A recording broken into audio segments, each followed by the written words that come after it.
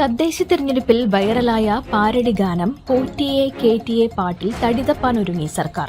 പാട്ടിനെതിരെ പുതിയ കേസ് വേണ്ടെന്നാണ് സർക്കാരിന്റെ നിർദ്ദേശം. പാട്ടിൽ കൂടുതൽ കേസ് വേണ്ടെന്ന് എഡിജിപി ജില്ലാ പോലീസ് മേധാവിമാർക്ക് നിർദ്ദേശം നൽകിയിട്ടുണ്ട്. സോഷ്യൽ മീഡിയയിൽ നിന്ന് പാട്ട് നീക്കില്ലെന്നും മെറ്റയ്ക്കും ഗൂഗിളിനും കത്തയക്കില്ലെന്നും അറിയിപ്പുണ്ട്.